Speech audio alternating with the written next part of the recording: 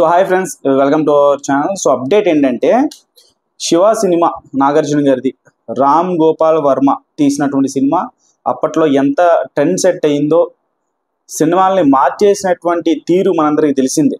So ఆ cinema మళ్ళీ release అవుతుంది. సో ఈ సందర్భంగా సెలబ్రిటీస్ అందరూ కూడా ఆ సినిమా తాలూకు జ్ఞాపకాలని, ఆ సినిమాతో ఉండేటువంటి మెమరీస్ని, ఆ సినిమా క్రియేట్ చేసినటువంటి ఇండియా వైడ్గా ప్రపంచాన్ని గుర్తు చేసుకుంటూ టెక్నీషియన్ అందరి గురించి మాట్లాడటం జరిగింది. సో ఇదే కోవలో మెగాస్టార్ బాస్ చిరంజీవి గారు కూడా దీని గురించి ఒక చిన్న వీడియో బయటనైతే ఇవ్వడం జరిగింది. సో దాన్ని పోస్ట్ చేశారు అన్నపూర్ణ స్టూడియోస్ వాళ్ళు. చాలామంది సెలబ్రిటీస్ చెప్పారు, సో బాస్ కూడా చెప్పడం జరిగింది.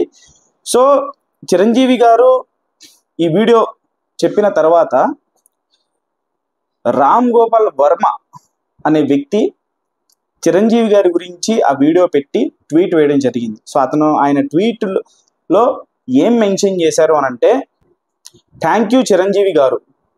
Also on this occasion I want to sincerely apologise to you if ever unintentionally offended you.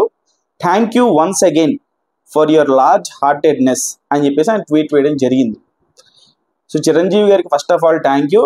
So ఈ సందర్భంగా నేను చాలా నిజాయితీతో సిన్సియర్గా నేను మిమ్మల్ని క్షమాపణ కోరుకుంటున్నాను. తెలుసో తెలియకో నేను మిమ్మల్ని బాధ పెట్టి ఉంటే నన్ను క్షమించండి. మీ యొక్క విశాల హృదయానికి థ్యాంక్ యూ అని చెప్పేసి ఆయన సారీ చెప్పడం జరిగింది.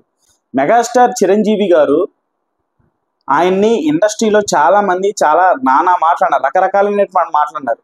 మీకు వజ్రోత్సవం అప్పుడు మోహన్ బాబు గారు కావచ్చు, దాని తర్వాత రాజశేఖర్ గారు కావచ్చు, దాని తర్వాత ఇంకా చాలామంది చిరంజీవి గారిని అనని వారు ఎవరు లేరు. కానీ ఎప్పుడు కూడా విజయశాంతి గారు కూడా రాజకీయాలు ఉన్నప్పుడు చాలా మాటలు మాట్లాడారు. దాని తర్వాత మహేష్ బాబు గారి సినిమా లైక్ చేసిన ఆ ఈవెంట్కి వెళ్ళినప్పుడు చిరంజీవి గారు ఎంత హుందాగా ప్రయత్నించారో అనేది తెలిసిందే.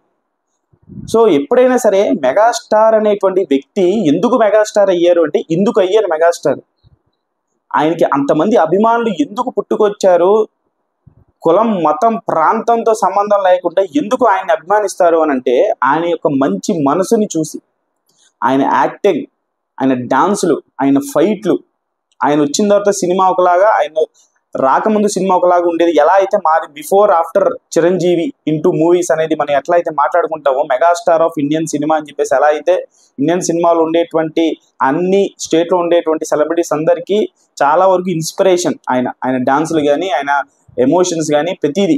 అలాగే ఆయన రక్తదానం కావచ్చు, బ్లడ్ అండ్ ఐ బ్యాంక్ కావచ్చు, ఎన్నో సేవా కార్యక్రమాలు, తుఫాన్ వచ్చినప్పుడు ఆయన పెద్ద మనసుతో ముందుకు వచ్చి హెల్ప్ చేసేటువంటి విధానం కావచ్చు, ఆయన మినిస్టర్గా ఉన్నప్పుడు ఎన్ని మంచి కార్యక్రమాలు చేశారో అందరికీ తెలిసిందే. ఎప్పుడు కూడా ఏనాడు కూడా ఆయన ఎవరైతే బాధ పెట్టారో, ఈవెన్ ఆర్జీవీతో సహా ఎప్పుడు కూడా వాళ్ళ మంచే కోరుకుంటారే కానీ చెడు ఎప్పటికీ కోరుకోరు. దట్ ఈజ్ మెగాస్టార్ చిరంజీవి గారు.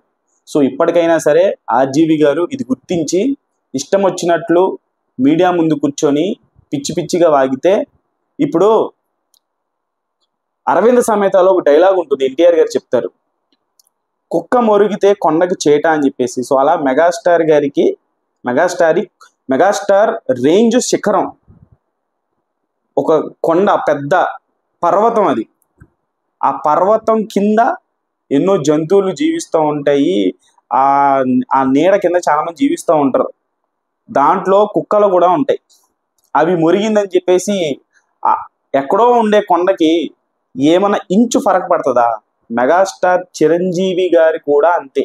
ఆయన ఎప్పుడు పట్టించుకోలేదు. ఇప్పుడు చాలా హుందాగా పెద్ద మనసుతో ఇన్ని సంవత్సరాల తర్వాత కూడా ఈ సినిమా రిలీజ్ చేస్తా ఉంటే ఆర్జీవి ఎన్ని మాటలన్నా సరే అవన్నీ కూడా పక్కన పెట్టేసి ఈరోజు ఒక పెద్ద మనసుతో ఆయన విష్ చేసి, ఆయన గొప్పతనం గురించి చెప్పి, ఆయన ఎంత బాగా సినిమాని తీశారో దాని గురించి వివరిస్తూ చాలా హుందాగా వివరించినటువంటి వీడియో చూసి ఎవరైనా శత్రువు అయినా సరే కరిగిపోతాడు.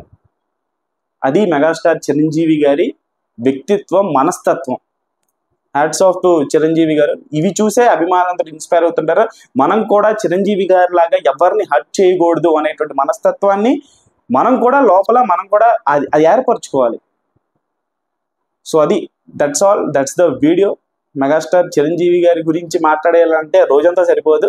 అది ఆయన గ్రేట్నెస్, అది చూసి అభిమానులు ఆయన సేవ వైపుకు తీసుకెళ్ళినటువంటి ఆయన తీరు ఏదైతే ఉందో ఇండియన్ సినిమాలో నెవర్ బిఫోర్ ఎవరి వల్ల కాదు. అది చూసి చాలా మంది హీరోలు ఇన్స్పైర్. సూర్య లాంటి వాళ్ళు బ్లడ్ బ్యాంక్ పెట్టారు అని అంటే అది చిరంజీవి గారు వాళ్ళని చాలా సందర్భాల్లో చెప్పారు. So that is megastar Chiranjeevi గారు.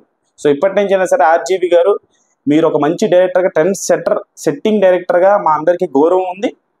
సో మీరు ఇప్పటి నుంచి అయినా సరే మెగాస్టార్ చిరంజీవి గారి గురించి కానీ, పవన్ కళ్యాణ్ గారి గురించి కానీ, రామ్ చరణ్ గురించి కానీ, మెగా హీరోలు ఎవరి గురించి అయినా కానీ మాట్లాడేటప్పుడు 1-2 సార్లు ఆలోచించి మాట్లాడాల్సిందిగా ఒక రామ్ చరణ్ ఫ్యాన్గా, మెగా అభిమానిగా నేను మిమ్మల్ని కోరుకుంటున్నాను సార్. రీరిలీజ్ తాలూకు రికార్డ్స్ని ఈ రీరిలీజ్ అవుతున్నటువంటి శివ సినిమా బద్దలు కొట్టాలని మనస్ఫూర్తిగా కోరుకుంటున్నాను. Thank you so much. మీ అభిప్రాయం ఏంటనేది కూడా కామెంట్ బాక్స్లో తెలియచేయండి. ఛానల్ లైక్ చేయండి, షేర్ చేయండి, సబ్స్క్రైబ్ చేసుకోండి.